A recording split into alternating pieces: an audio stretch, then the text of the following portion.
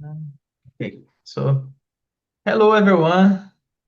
Thank you for attending the webinar or for watching the webinar on YouTube. My name is Adalto Rocha. I'm Assistant Extension Professor at the University of Missouri, Columbia. And today we have a webinar on drought resilience, focusing on the producer's experience. So I have today here to speak to us Doc Kinkead and Jason Dick, and they'll talk about their experience, starting by Doc. So Doc is the first speaker today. He was born into the cattle business. He attended the University of Missouri and graduated in 1967 with bachelor's in agriculture. And he has also a doctor's degree in veterinary medicine. He practiced food animal medicine for more than 30 years. And in 2001, he said he told he started drinking a different brand of Kool-Aid, then called sustainable agriculture and now regenerative. And here we are today. So, Doc, thanks so much for accepting speaking at our webinar and feel free to start with your presentation. You can start by sharing the screen.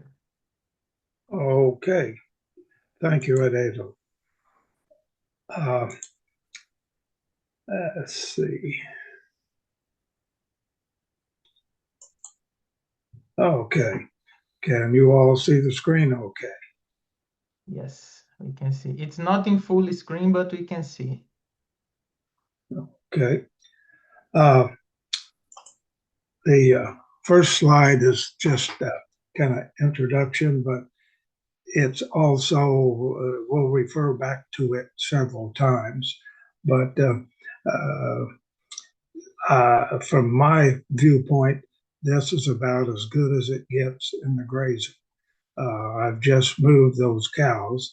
This was, if I remember right, in first part of July in 2016.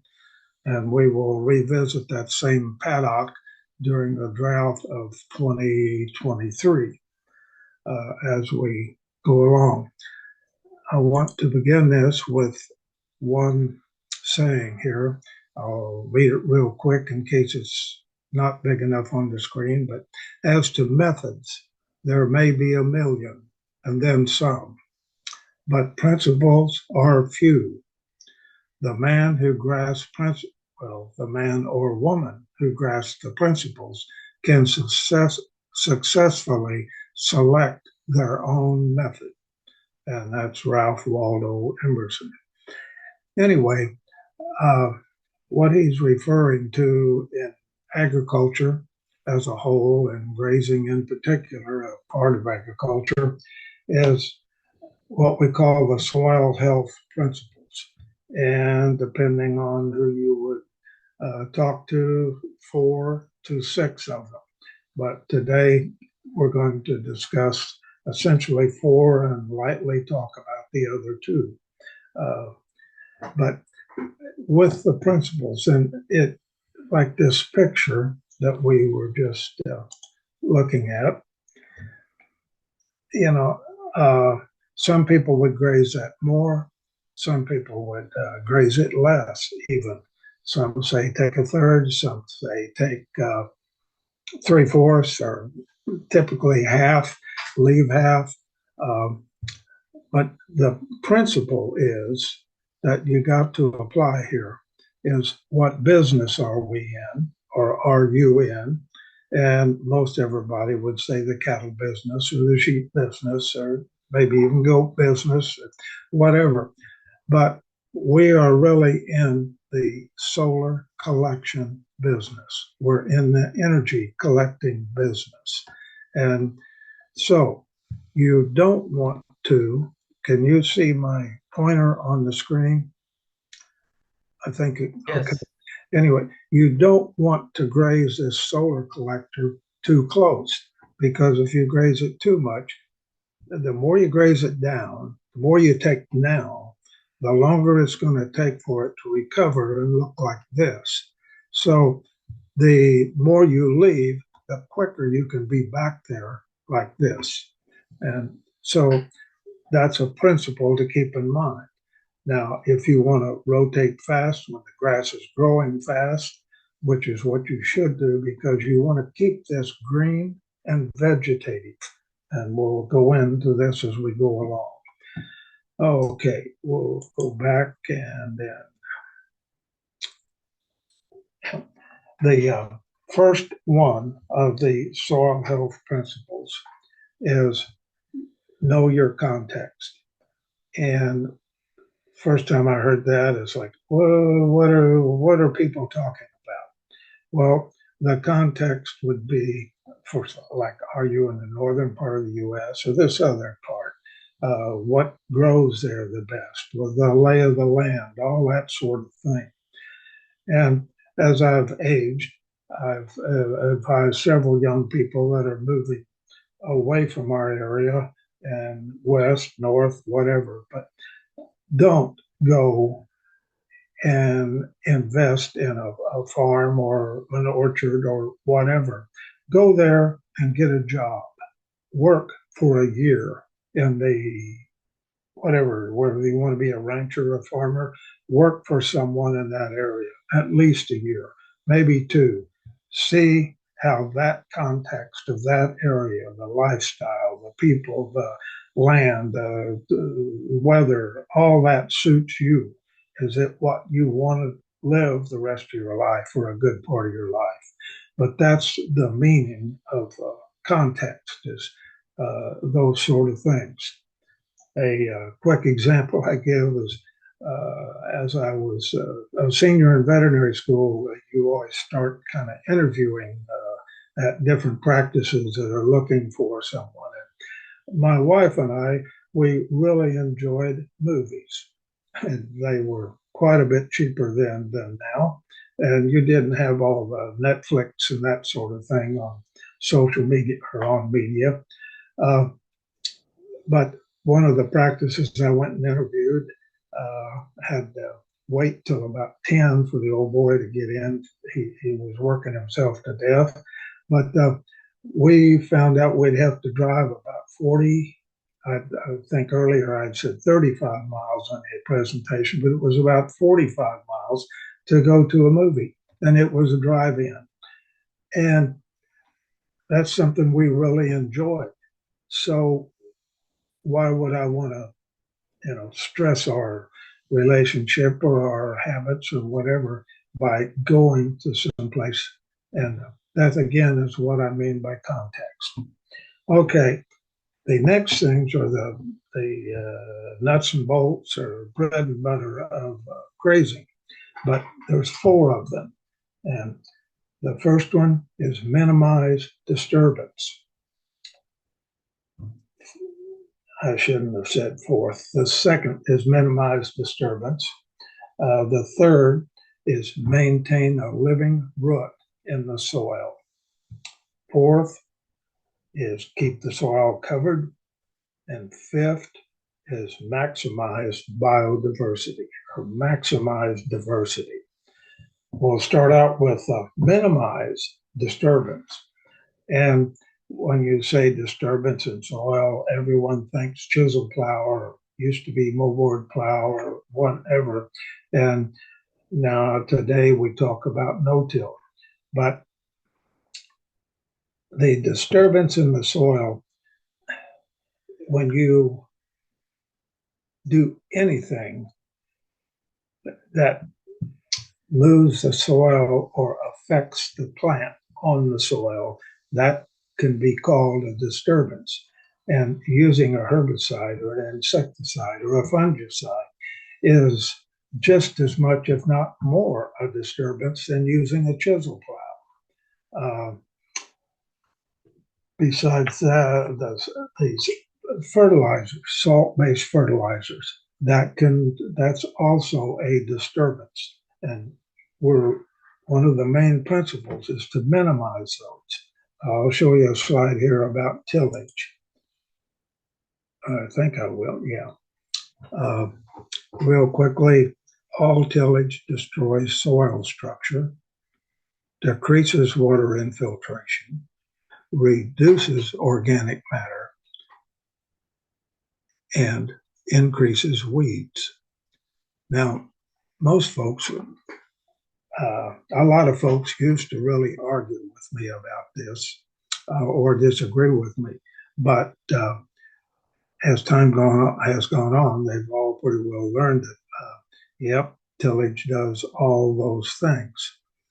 I'd have to tell you, when I was a kid, my father was like a big farmer back then.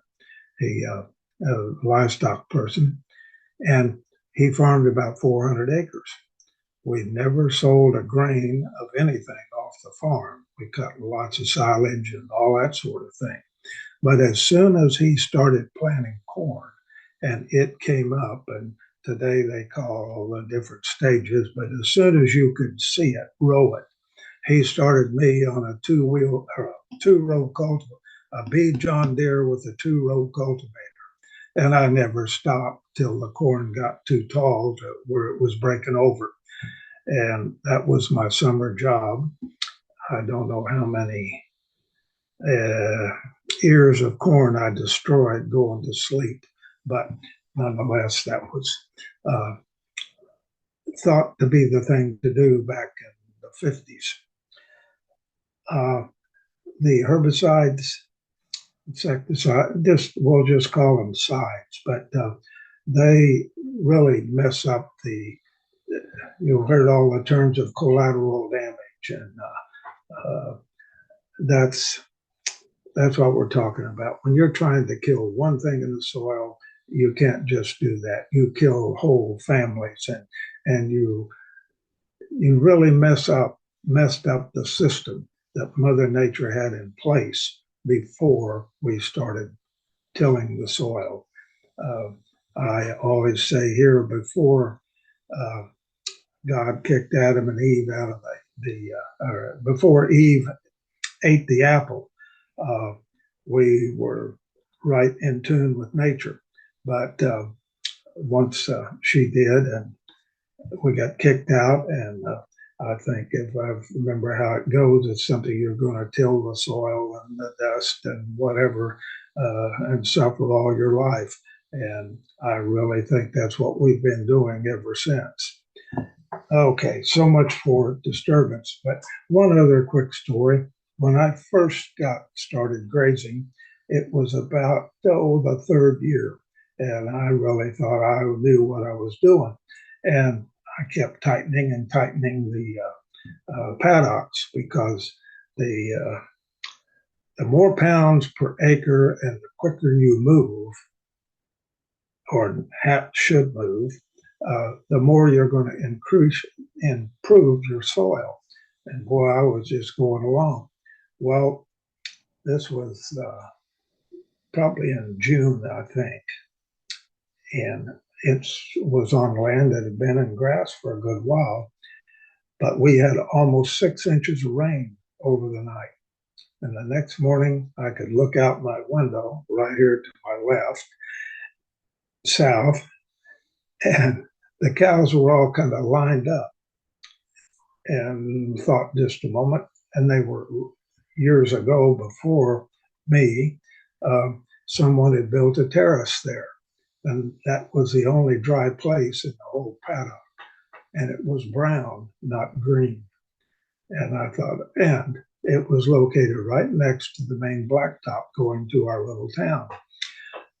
So I was embarrassed and didn't know what the effects would be on the soil, and up and dressed and out, and moved them very quickly. But it turns out that paddock wasn't very good for the rest of the year. But the following year, yes, it had a lot of weeds, but it also had a lot of grasses, and a lot of different grasses that I'd never seen in that area before. And it turned out to be a very good paddock. But anyway, that's disturbance. The next thing is maintain a living root in the soil. And what that means, it's not like soil bank or CRP or that sort of thing.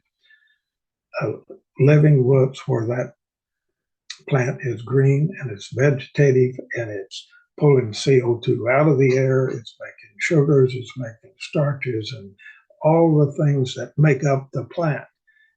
And a good vegetative growing plant, whether it be corn or grass, will share or pump in over half of its photosynthate, or half of, we'll just simply say, its sugar production into the soil.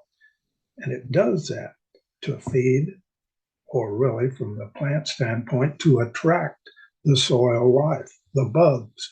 Um, in this case, the mycorrhiza fungi that transport it on out. And the plant trades the sugar to the bugs for nutrition. It trades the sugar for water and transports all the nutrients back to the plant.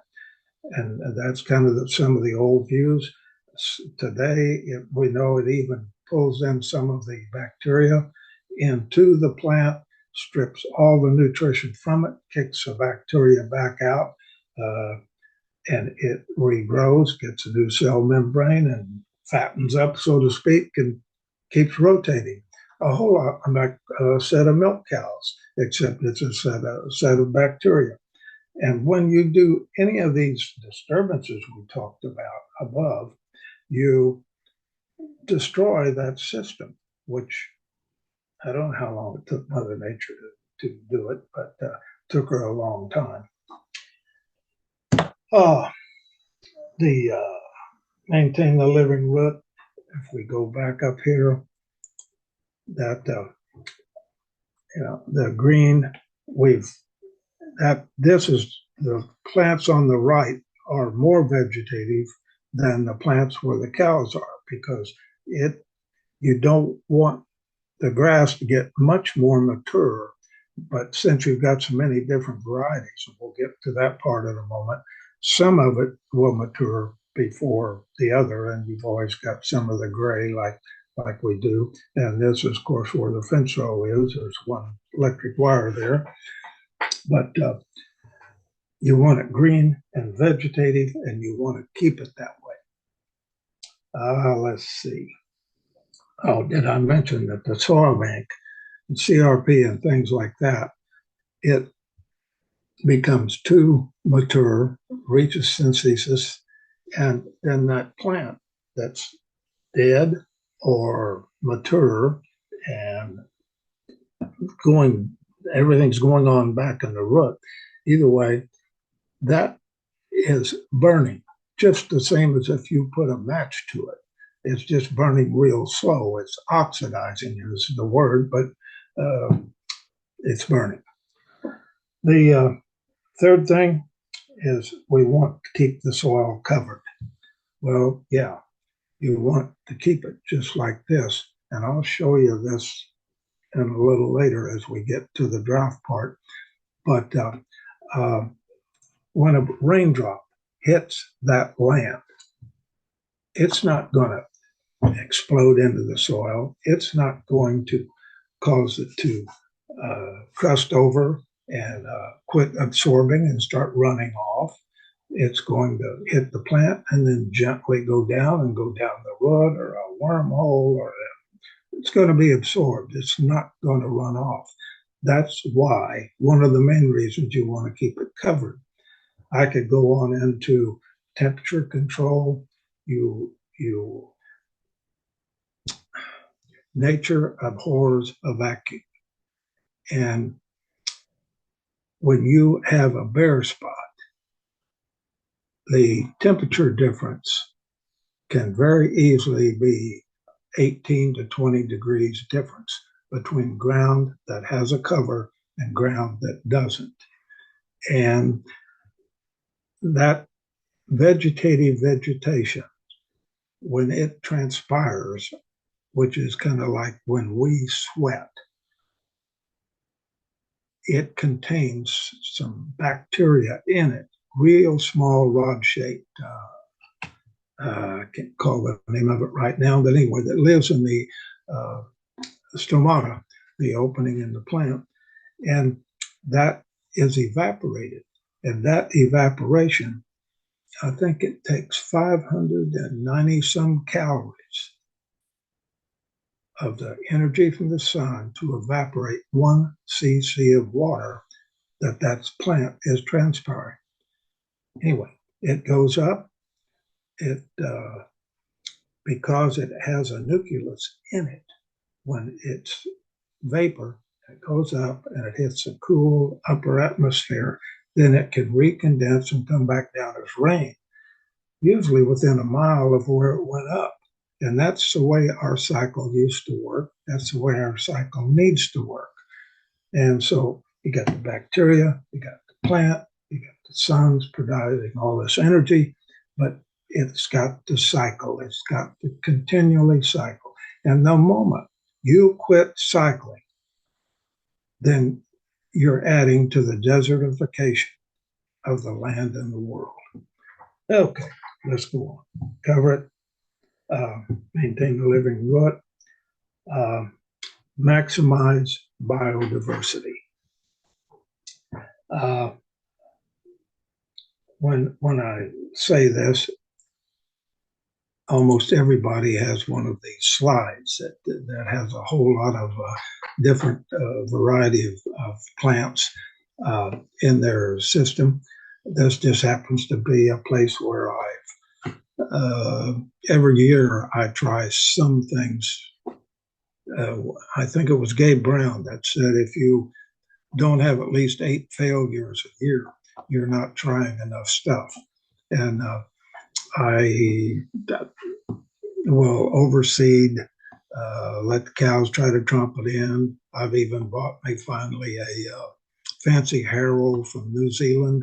And I will admit it really helps me get better stands of grass to broadcast and then harrow it. Because oftentimes with the cows, the rain, if it rains lightly, and I can work it in with cow's feet and do a lot of good. If it stays dry, I can't get much of a stand. But in diversity, we're not just talking about the diversity of plants that we've got growing here. We want that first and foremost, and we want that because each one of those plants attracts and utilizes different little relationships with different bugs in the soil, the bacteria, the archaea, we just call it bugs to keep it simple, but they each one work and different ones pull up or metabolize different minerals or the fertilizer in the ground, the N, the P, the K, the sulfur, on and on. The plant gets carbon, mainly CO2, out of the air and combines all this that it picks up from the bugs and whatever. But in this diversity, I like to tell this little story so people remember about diversity. But there was this young couple that had a couple of young kids, around 6, 7, that they took the county fair. And there was a little kind of, a petting zoo, some goats and sheep and whatever. And this was a pretty big fair for a county. And they had a bull and a cow and a calf, some chickens and rabbits and all anyway. And they're going along and on the little plaques telling about the different animals, it had a little bit of information about them. And it starts out here with, the cow, and then you see the bull, and that says that now this bull can mate with roughly 40 cows up to 60 cows a season and settle them. Wow, okay. And the wife got to reading these as she went along, and the sheep was more and the goat was more than that. And finally she gets to the rooster. Like a rooster could mate and settle more than 100 hens. And so, okay, well, that night when they're got the kids down in bed and they're ready to go to bed themselves, the wife says, "Hon, you know," and she's kind of got a smirk on her face. She's going to put her husband down, and she says, "What's wrong with you men? You know, uh, here's this rooster. It has 100 hens. And her husband kind of puffs up and he says, "Dear, that's 100 different hens." Now, I hope nobody takes this wrong, but that'll help you remember diversity because maintaining diversity in the plants, uh, you want, if you're grazing, you want diversity in the amount of time and how you graze that area, when you graze that area, uh, in your rotations.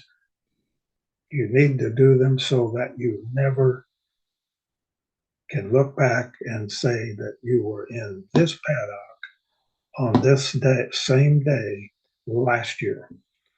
You don't want that. And you that are row croppers, the more rotation, the more diversity you can have in your rotation, the better the whole thing's going to work for you. But, it's awful easy to corn, beans, wheat, corn, beans, wheat. But look around for other markets uh, and at least use cover crops. The biggest sin that we do in farming or ranching uh, is monocultures. And well, that's a big sin. But the biggest sin is when we leave fallow ground, bare ground in over the winter. And especially the way it used to be in western Kansas, and it is today still in that Central Valley of California, is where, can everyone hear me okay? I have a very weak voice. We can hear you well. You can hear it. Okay. Anyway, in the Central Valley of California, but they used to, where you did not crop, you would skip a crop year to let the moisture accumulate, is what was thought. That very terrible system. And they're doing that today in the Central Valley, but not because of wanting to rest the ground, but they don't have enough water to grow a crop except every other year in their allocations. And they're starting to have dust storms. And I just come across a wonderful picture of a dust storm from the 30s, but I'm not very good. I couldn't get it in my slides to show, but we're headed there again if we don't change our ways. Now, we've kept the soil covered, we've maintained living root, we've got maximum diversity, and we want minimum disturbance. And we want those things in row crops and rotational graze and any kind of grazing, whatever. But if you're doing row crops for the good of your kids and your grandkids and the good of the future, you've got to use cover crops. Something to keep that ground covered, vegetative, that's working, cycling. Because every time you've got bare ground, you're interfering with the water cycle, you're interfering all the cycles, the water, the carbon, energy. It's just, you gotta keep it green and vegetative. That's what you need to remember. Keep it looking something like this if you're grazing. And I've seen some of Jason's pictures of where he flew some on before he picked the corn and it's growing in the rows. Some people interseed it, use kind of an air seeder that where they changed their sprayer. I really love to see that when that happens. But anyway, went too many.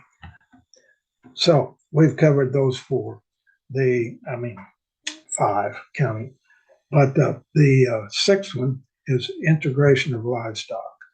And this is something I would love to do. And since they're bringing out these collars to where you can have your grazing set up with it's like a dog collar that shocks when they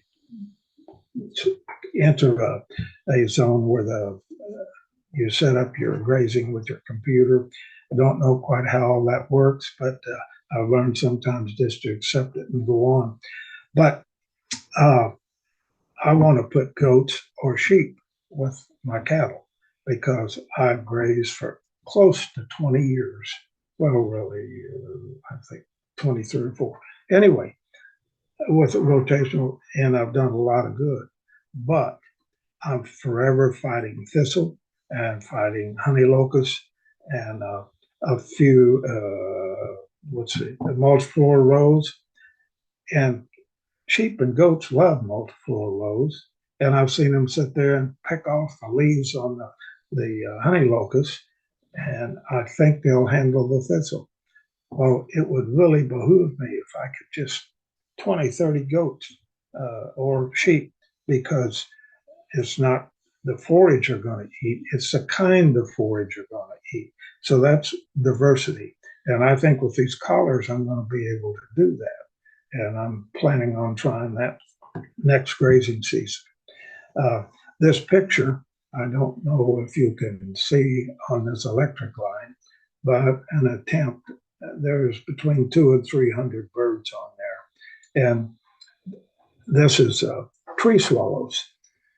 And I never heard of a tree swallow till I started grazing, and a neighbor who grazes north of me. A lot of you have heard of him, Greg Judy, uh, good friends. I used to say I taught Greg everything he knew. That's why he didn't know much, but I didn't know anything about this, so he's ended up teaching me an awful lot. Now, he doesn't know he taught me, but I watched.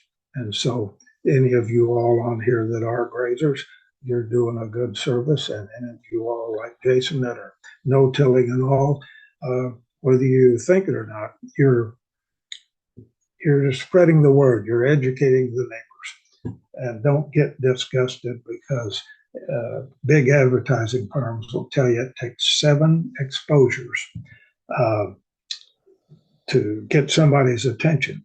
So the more you do this, the more people you're going to get their attention. Anyway, the tree swallows uh, they fly, they act just like a barn swallow, but they're beautiful. They're kind of a bluish purple, shiny, got a bright white vest, and they fly just like a little fighter jet. And they live on insects in the air. And if you mess up like me every now and then and can't keep up with the grass and it gets too mature on you and you're spraying some, you'll notice that they just, as well, they're like vultures when you're doing something that's baling hay, at the time you're picking up the bales while the vultures are around picking up the snakes and turtles and everything else you've killed with the mowers. And uh, doing it. But anyway, as I stir up the insects, they're picking them out of the air. And one of the wonderful things we found with these is this area in Missouri where we live, it's anaplasmosis is endemic, and that's a disease of blood, in the blood of cattle, that if you get them of a decent age, up to 2 years. When they're young, they won't get this because they're multiplying, producing red blood cells quick enough. But once they get to 4 or 5, then that slows down and they become really much more susceptible. So you want to get them exposed when they're young. But the main carrier for this disease is horseflies. And when you have these tree swallows, the only place you'll see the horsefly is in the timber because the bird can't get to it. But I think that's maybe one of their favorite delicacies. At least it's a big insect that flies that they can catch, and they'll keep it. But that's just one of the things you find in nature when you quit using sprays and fly tags and pour-ons and all that sort of thing for fly control and tick and whatever. Another thing along that line, so long as you'll feed sulfur in your mineral, or it's the only block salt I've ever recommended buying, is those yellow ones. And there's a bunch of cheapies out there and a bunch of good ones, but I won't call any names. But anyway, get sulfur in the diet. You won't have any ticks on your cattle. Uh, just stuff as we go along. This is something else we're trying to get started. These are, I think, this is Eastern Gamma grass, which is supposed to be the Cadillac of the warm season grasses. And this was my first attempt several years ago at getting it started, and it's done well. But I've made so many mistakes with it, I don't see how. But this is a clover in the center of that thing, and there's a whole bunch of those out through the pasture, and they've all got clover in the center. I don't really know if this is kind of a symbiotic relationship that the clover is providing nitrogen. And, the roots on this plant are good, gosh, a lot deeper than surrounding fescue or whatever else is there, or any other grass that's there. Well, how do we do this? Now, uh, this presentation is talking about drought, but you see this, that is not much of a mat left, but there is a little bit of mat. And this is in 23. And I'll go all the way back. That picture is over to the right, or anyway, I don't know how this shows up on your screen, but in the part that's been grazed, the picture is up there maybe another 150 feet. I wish if I'd known about this picture, I would have taken it at the same spot. But anyway, that's can't quite change that quick. The other one was 1st of July in 2016, and this is the end of July in 23. And I just moved the cattle out of there and took that picture, and they were moved in. This was a new paddock, and that's all that was there in this paddock. But look at that animal. If you know anything about livestock, you couldn't have a calf look any better than that. And this is no grain. These cattle, it's strictly salt, although if it's sea salt, but it's salt. And sometimes I feed kelp. Got an old concrete mixer, and I'll mix it in with the salt. Sometimes I just feed it straight. But anyway, their salt and scenery, as they say, is what they're grazing right now, because there's sure not much there. But look at the cows, the shape, and they've all got calves as big as that one on it. Now, this is, I wish I could tell you the exact dates, but I think it's like July the 28th, 26th, something like that. And the next picture I'm going to show you is 20 days later. And it's that same land 20 days later. And we had had a little rain. Now I moved them off of there so there wasn't anything grazing. And we had a rain. It was 4 or 5 days later that I moved it. But that's what grass will do if you've taken care of it. Okay. go on.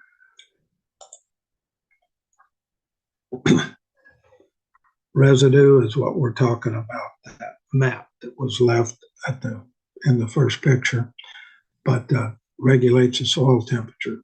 And then it talks about the moisture being lost uh, out of the ground. And how can I put it? If it's transpired moisture that comes from the plant, that is a good thing. That is the cycle. That's what it should do. But when the ground's bare, uh, and you don't think the ground will get that hot, but it will. Bare ground, it will.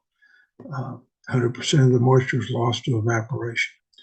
At 100, and it's not so much what that does to the plant, it's what it does to the bugs in the ground.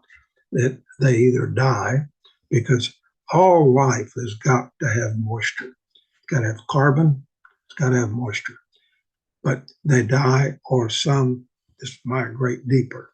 It takes a long time, when you're whatever. The relationship of distance and size is something like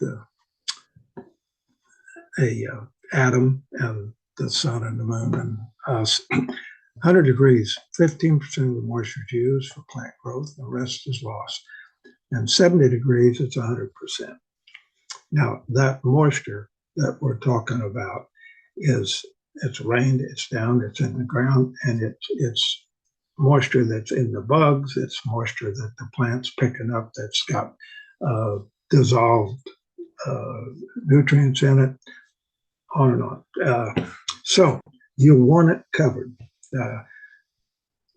Some of the guys using cover crops, especially those that can plant green, talk about how much quicker the seed germinates, germination, and they get a stem coming up through the plant. And part of that's moisture, lack of that doesn't have to fight the temperature of the bare ground. And anyway, okay. When I get to talking about farming, I don't know what I did there. Sometimes in the grazing, using no-till and all that, doing new things, it's hard, your neighbors, but just remember this statement. It's difficult to get a man to understand something when his salary depends on his not understanding it. And yep, I've been there too. I would like to tell you a quick story, and it's something that made me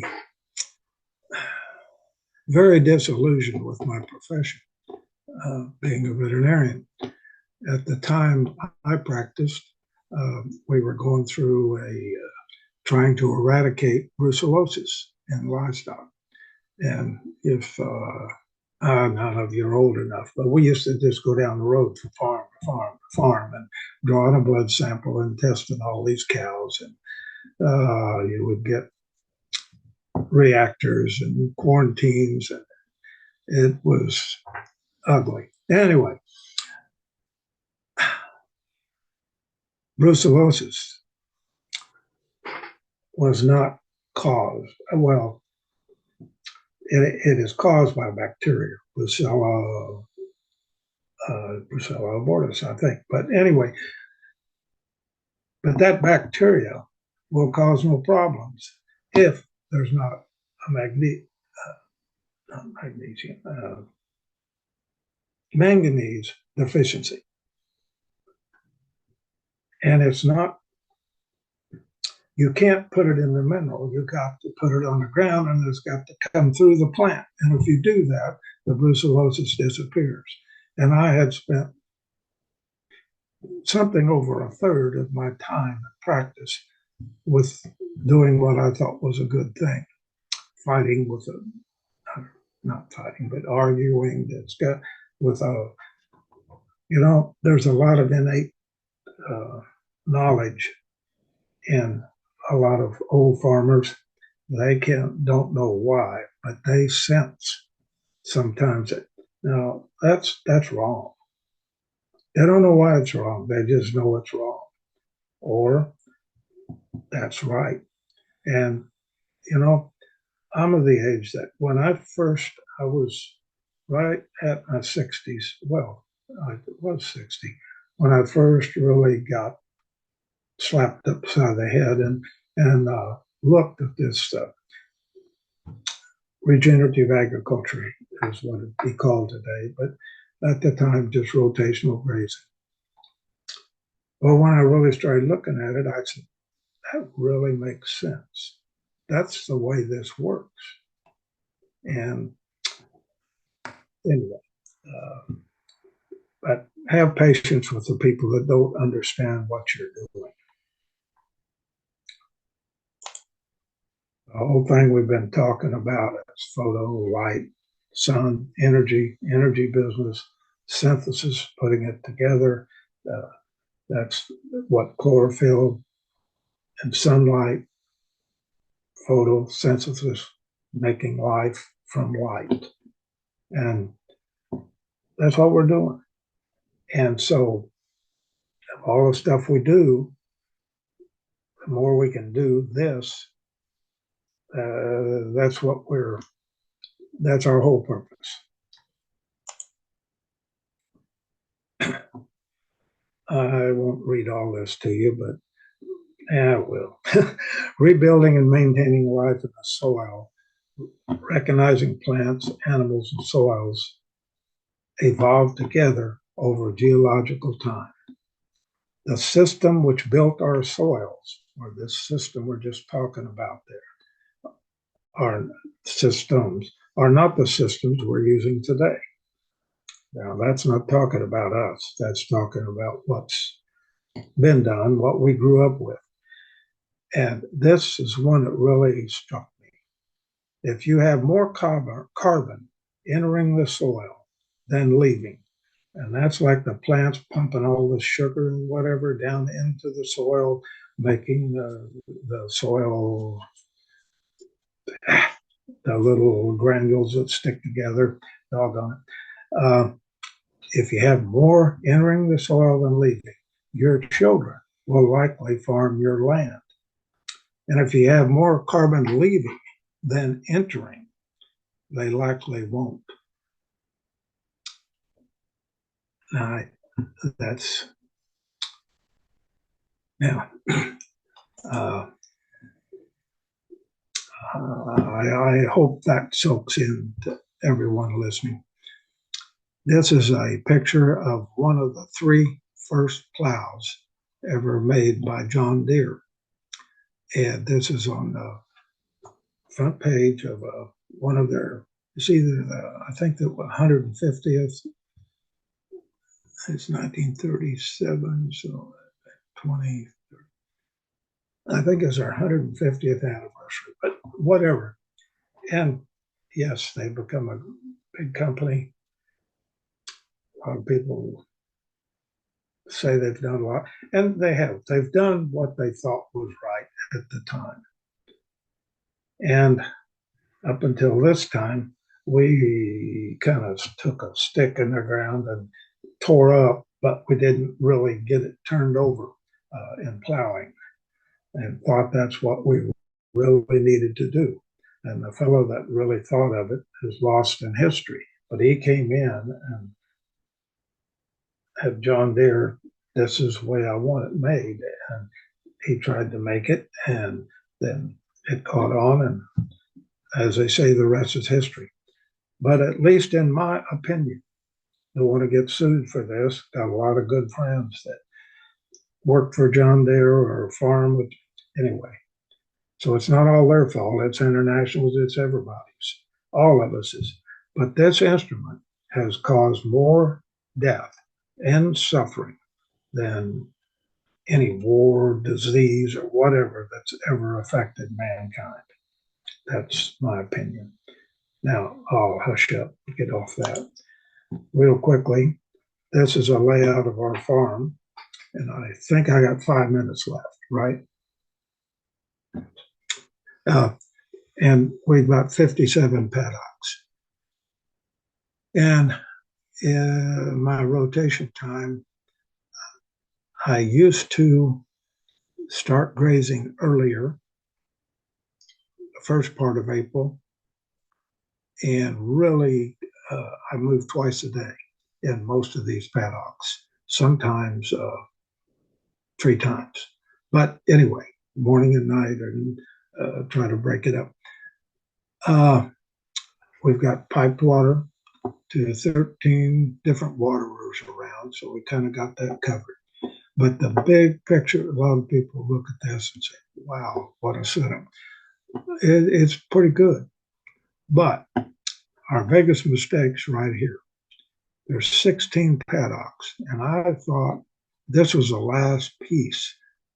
You know, we started out and we developed this right here, and then we did this, and then this, and so much a year, several years getting going, and this is the last that I did all at once.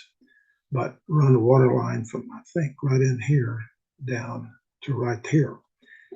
Got a waterer. This is a lake. Got them fenced out of the lake. But this area is shade and water. But on daily rotations, that's 16 days in a row that the cattle are coming back to right there to mineral, water, shade, and just horn fly. About 8 days from is a cycle from when it lays eggs in their manure till it hatches. Well, out here, a whole lot of that manure gets dried out too quick before they can mature, or it gets, if you have it cut up enough to where you're getting the called animal impact on the soil that you should, it gets spread out. But when it's down here, it does not. And and sometimes I've had to graze 4 or 5 of these, come back, change my whole grazing thing around, come back up through here or something, give this time to get them all hatched, and then come back and graze some more. Uh, it's not a good thing. When you, this is the one that would be like perfect. Waterers right there. I water these 4 paddocks. I build a lane through this one temporary to give this one shade and this one shade, and they come back to this little area, but it's still 4 days and they're gone. And I try to keep it where nothing goes back to the same place to drink, shade up, that sort of thing. And shade is a bigger premium on our farm than anything else. I'm in the process of planting trees, but we've got, there's about 30 acres of timber scattered around in little spots. But there's a whole lot of, all this land was farmed once, when wife and I started this. This is all in soybeans. And anyway, uh, when you get ready, if you're going to do this, get a hold of somebody that's done it before so they can show you all their mistakes, and maybe you can at least not commit the same mistakes. That's how we all progress. Uh, 12 o'clock. Thank you. Thank you, Dave. I can't ever say your name right. Adeto? Adult. Adalto. Yeah. Okay, Adalto. And Jason, you're up next. Thank you, Doc. Before we move with Jason's presentation, I'd like to ask you a question. When you started the transition from your traditional systems to the regenerative agriculture systems, what was the biggest challenge that you faced?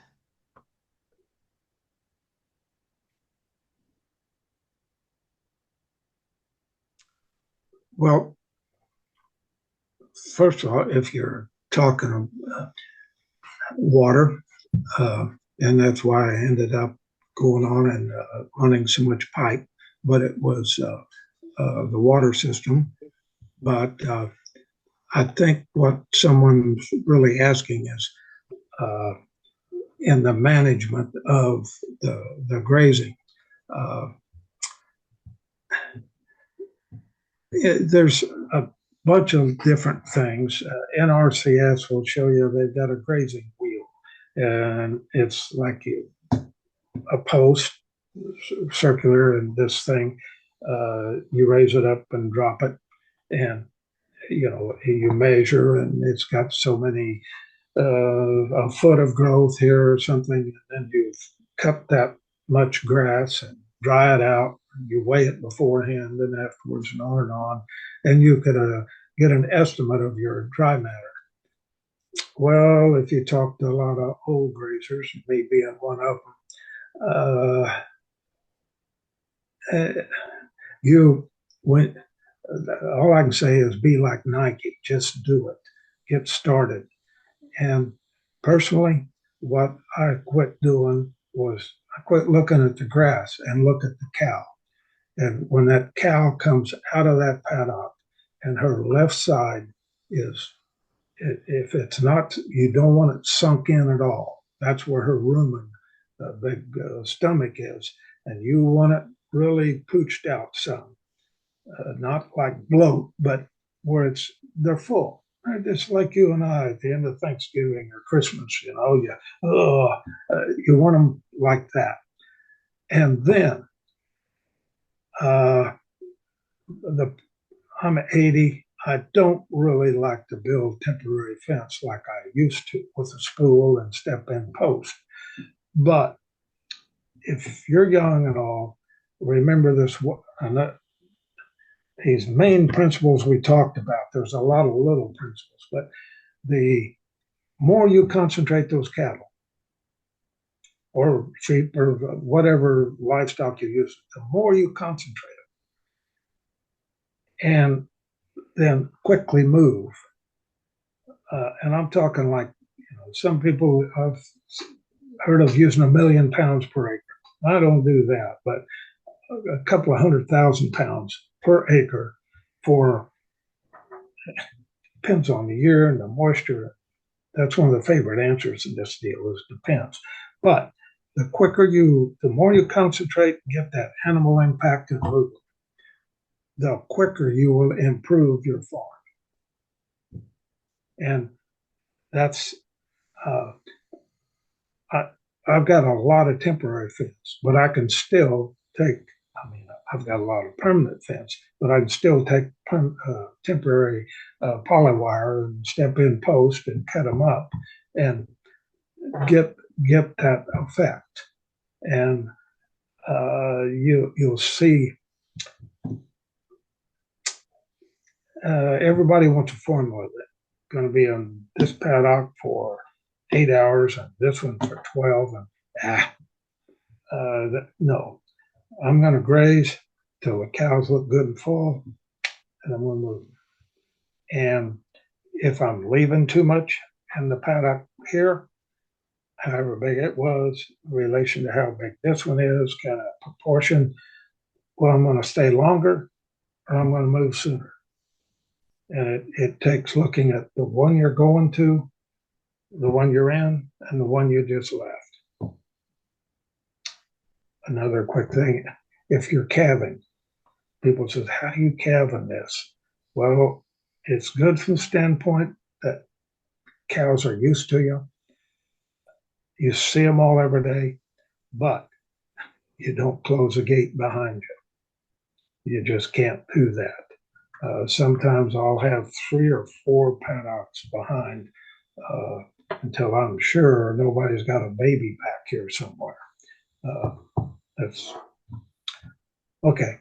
Next, another question.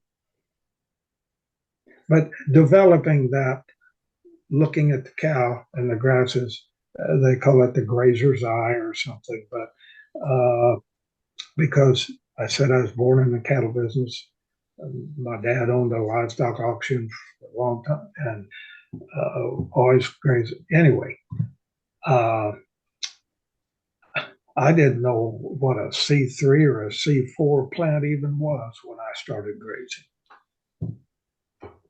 Okay. Thank you, Doc. Thanks so much for your presentation. It's very insightful, very interesting to see your experience over so many years. So now I think we will go ahead with Jason's presentation. And let me introduce Jason to the audience. So Jason, I will read his bio that he shared with me. From a young age, Jason was always with his father, Richard. Together, they spent countless hours riding tractors, working in the shop, and tending to cattle. And this formative experience fostered a deep connection to both his family and the land. And when his father passed away in 2005, Jason naturally stepped up to continue the family tradition. And with his mother, Patty, he dedicated himself to maintain and operating the family row crop operation, ensuring the legacy lived on. So today, Jason's dedication extends to his own two sons.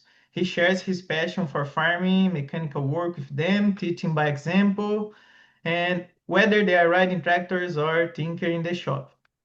Beyond the farm, Jason and his wife Annie cherish time spent together, and their favorite activities include playing outdoors, reading, traveling, creating lasting memories rooted in togetherness and discovery. So today, Jason will share a little bit about his experience with row crop and no-till and cover crop for the row crop production systems. So thanks, Jason. I will go ahead and share your slides. You want me to share, right? Yep. Okay. So share your slides. Let Now me I'll go ahead and start talking. share. Just go ahead. Yeah, as he said, I didn't know where to start my presentation, but as he said, in 2005, excuse me, my dad passed away in 2005 in June. And also within a month of that, I was married also. So I figured that was a good place to start because also at that time we were conventional tillage as we had a field cultivator, a disc, and we chisel plowed in the fall. We did all the tillage things that you just did because that's the way you were taught and that's what everybody else did on every farmer you know. And now today, the only piece of tillage equipment I still have is the disc chisel to fill in ditches if I have any that come up in a no-till environment. I did, back when I was doing tillage after Dad passed away, I did get him a minimum till ripper and try it out, but I've since gotten rid of it too. And an old timer told me a while back that you're a week away from a drought. And as the years went on, uh, I kind of believed him because microbes don't like to work when it's too hot, too cold, too dry, or too wet. So I'm trying to create an environment where I can have them work longer for me throughout the growing season. And we're going to grow through that the systems I think that are working on my farm, and I'm constantly looking for new things too. Next slide, Otto. So yes, we're going to I picked three topics: crop nutrition, crop rotation, no-till, and cover crops. And just I think if you hit next slide, Otto, we'll start with nutrition. We're going to hit on this very lightly. I use calcium product. I use it in furrow, and we use it as a liquid foliar on V3 to V4 corn. And after application as a foliar, we take stock temperatures with a radar gun. We have seen it be 4 degrees cooler than before the application. And that'll stay throughout the whole growing season, which is um, really big impact if you really think about it.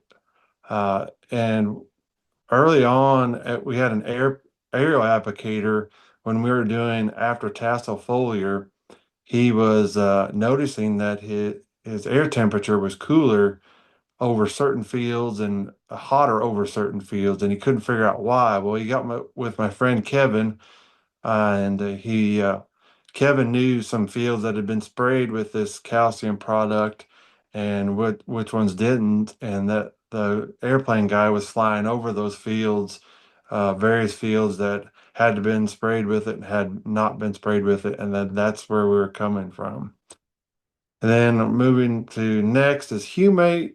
It's a carbon source that helps flocculate the soil. And if we really think about organic matter, that it's all it is a measure of carbon in your soil. But if we can get humate applied in the fall, it'll it'll help flocculate the soil and let water soak in all winter, and then you'll get that back as capillary reaction in the springtime. So you're getting all the water you can get all winter long. And then liquid potassium, I also just call it liquid K. K is like a water pump in your engine. So it's just think of it like that for your corn crop or your soybean crop. And overall, our goal is the healthier crop will return to make healthier soil. That's kind of like Doc said, we're in the capturing carbon business and recycling nutrients. And if we put healthier stuff back into the soil, we're going to get a healthier crop the next time. Next slide, Otto. And I did put in crop rotation, but I kind of I find it funny because I don't believe in one. This is corn roots, and I believe that you can build your soil with corn on corn better than like a corn soybean rotation, even with cover crops.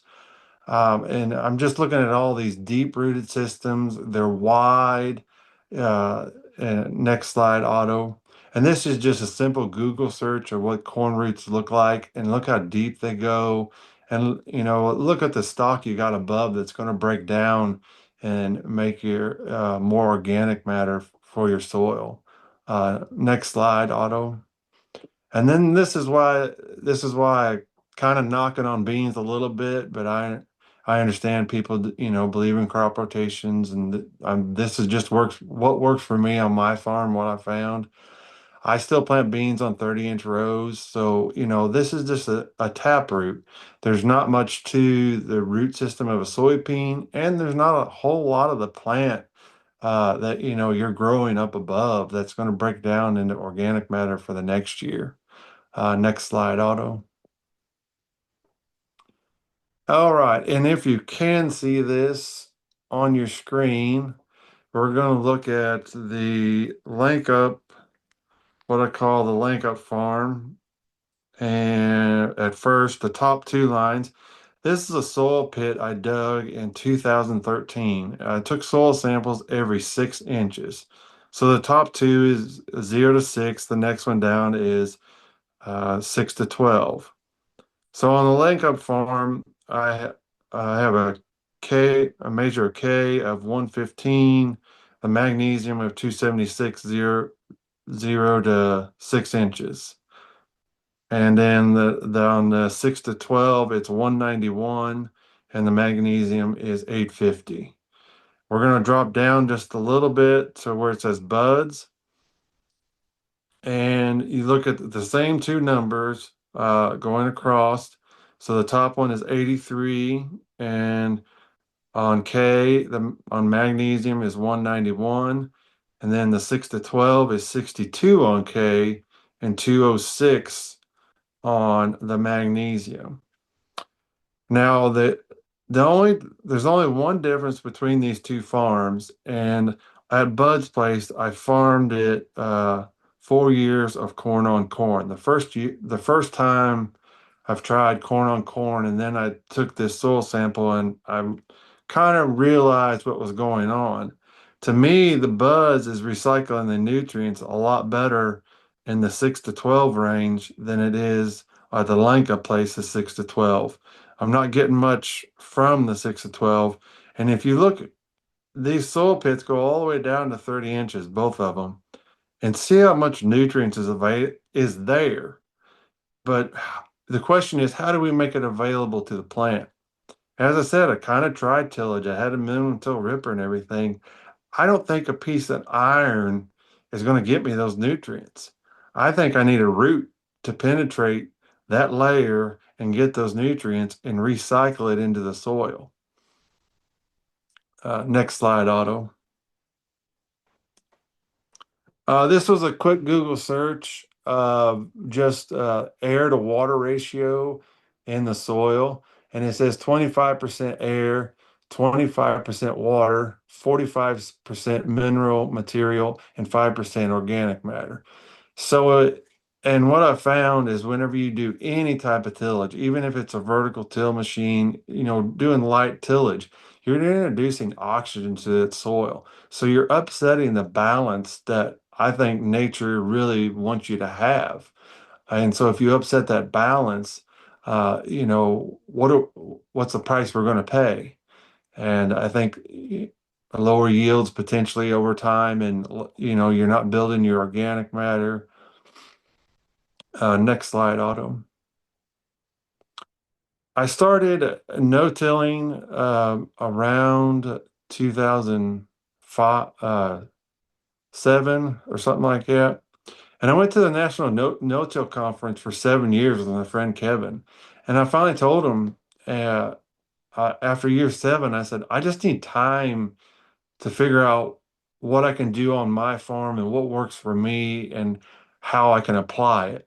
Because all the knowledge they were giving us was kind of repeat. And so I'm not saying it's that I don't need to go back. I'm just saying I need to adapt the practice to my farm and how it's going to work on my farm is where I was headed with this picture.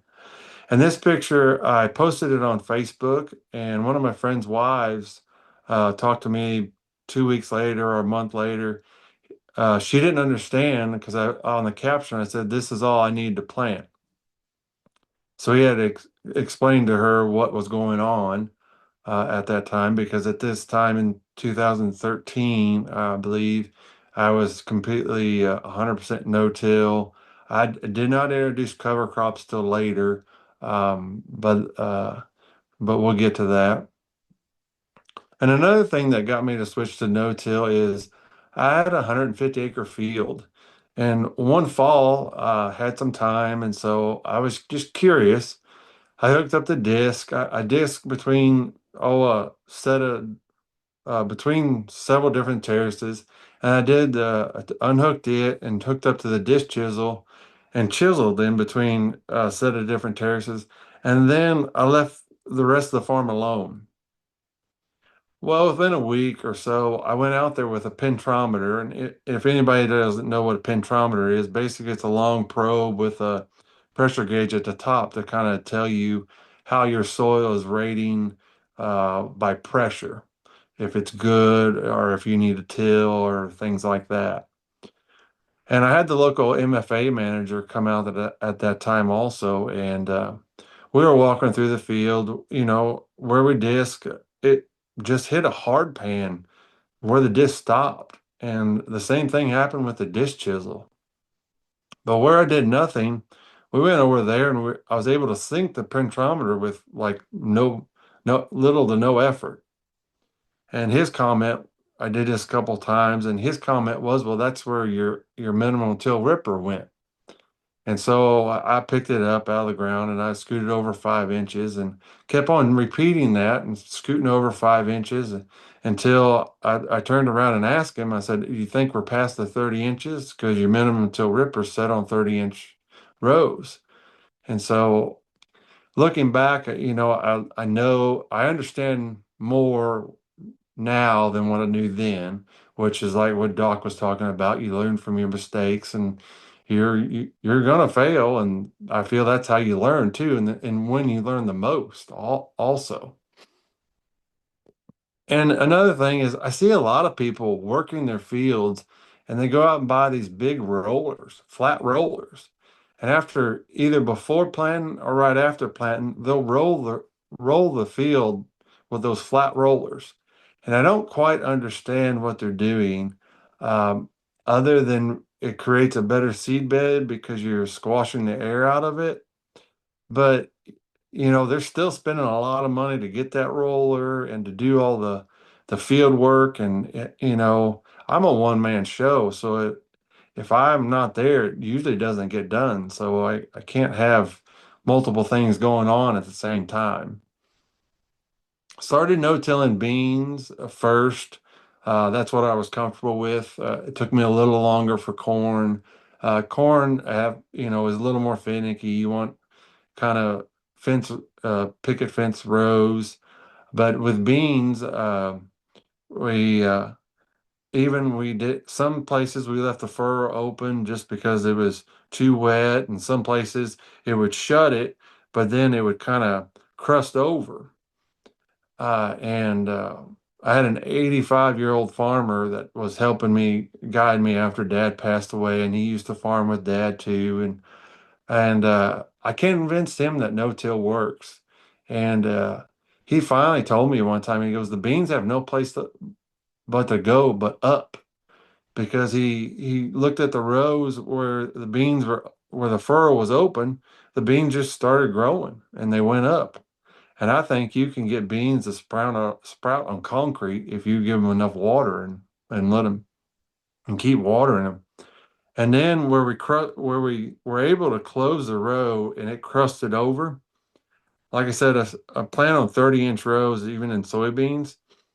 Uh, there's 9 beans per foot.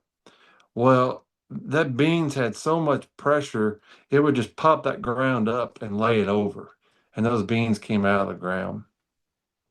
Then I finally worked up to uh, planting or no-tilling corn, and as you on this picture, you see tanks on the tractor and tanks everywhere, really.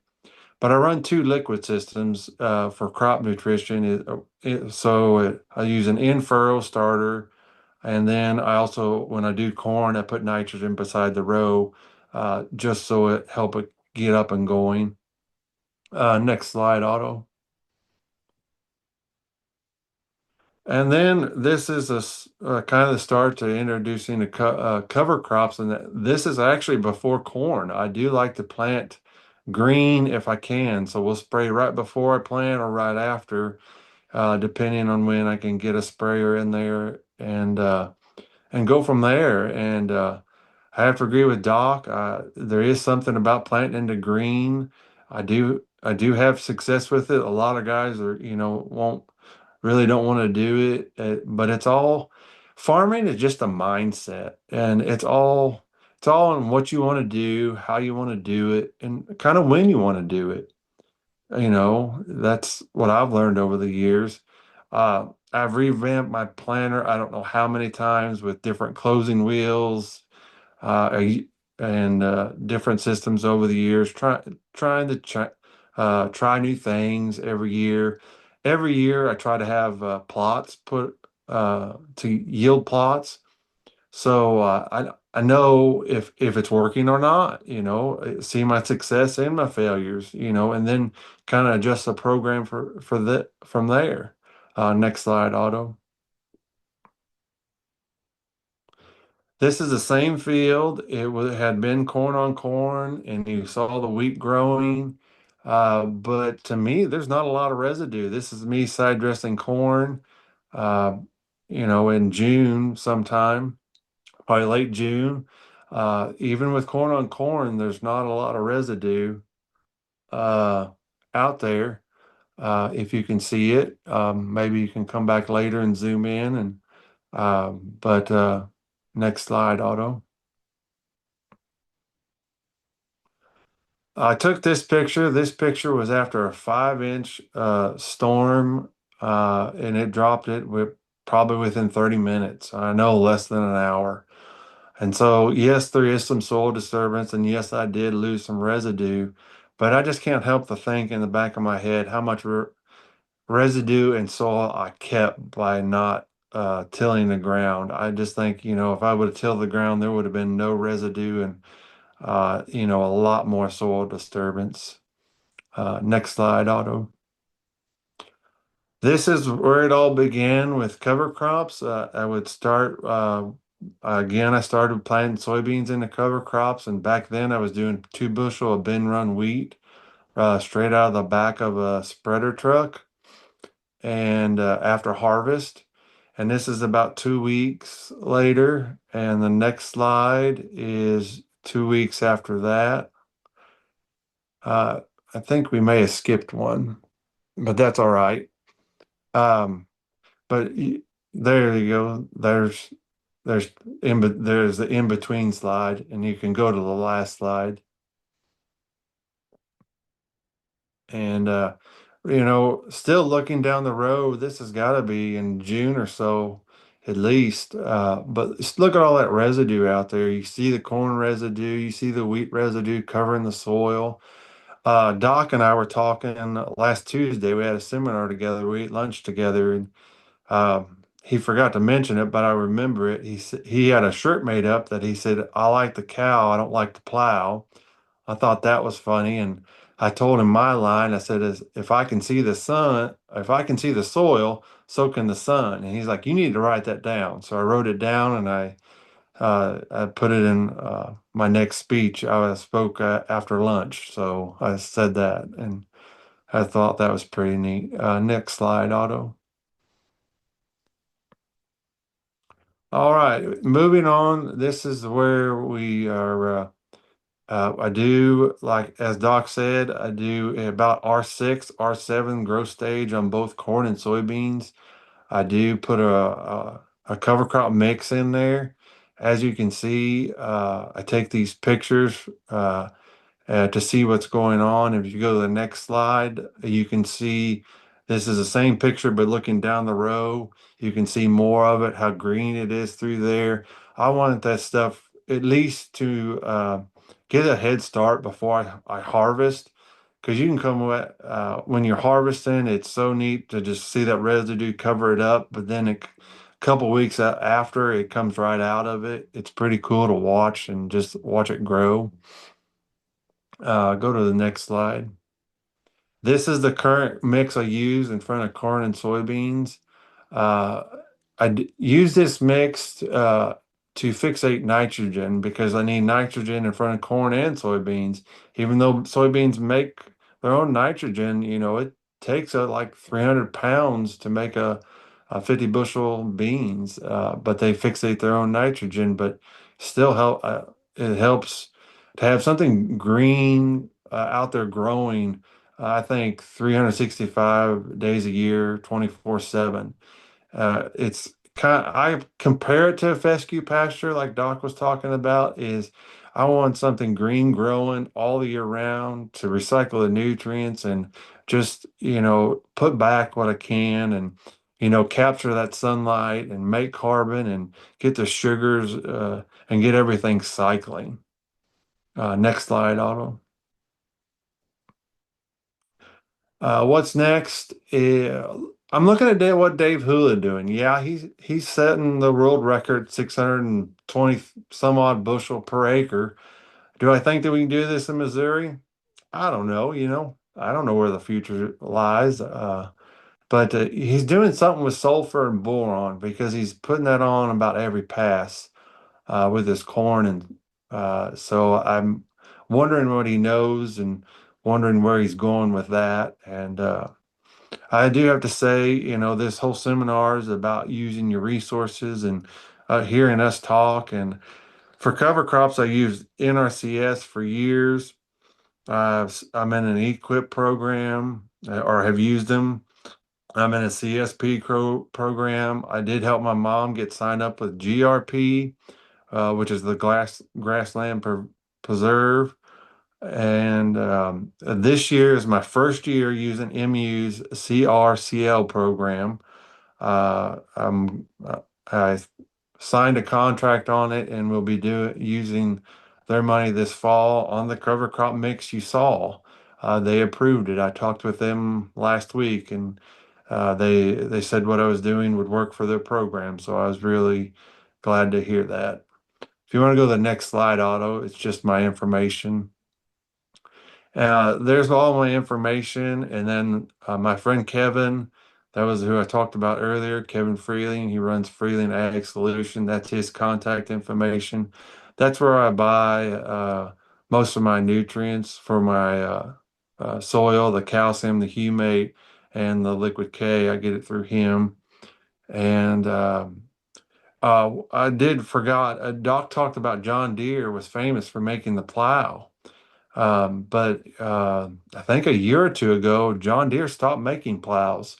So I don't know if they're coming along with the times, everything. A lot of people switching to no-till, minimum till, and I see a lot of people doing the minimum till. I'm a little hesitant on the VT tools because some guys use them, I would say, in my personal opinion, in the wrong way. They go out there when it's too wet and they can compact their ground more than just a regular tillage tool. So, I would caution guys to, don't rush the soils. Go out there when the soil is ready, and watch your germination. Um, Make sure it's above 56 degrees for corn, and I think it's 60 degrees for soybeans.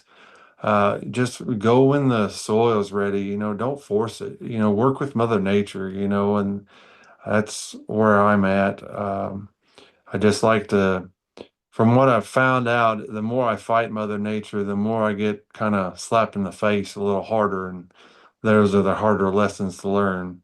So I just kind of go with that. And that's all I've got, Otto. If anybody's got any questions. Thank you, Jason. Thank you. So I have a question. You are a person who has been successful in getting financial assistance from NRCS and now from CRCL.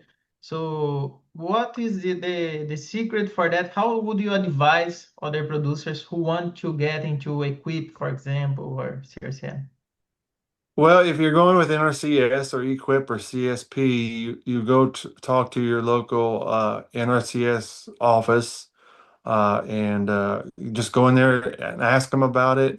There is a sign up date, and I think it's still open for them, but I know for the MU's CRCL program, it's open in July, like July, and you have to sign up then. It's now closed. Um, and Through NRCS. It may be closing soon if it hasn't closed, but just ask questions. And like the CRCL program, I looked into it last year, but I was behind the 8 ball. The sign up date had already passed.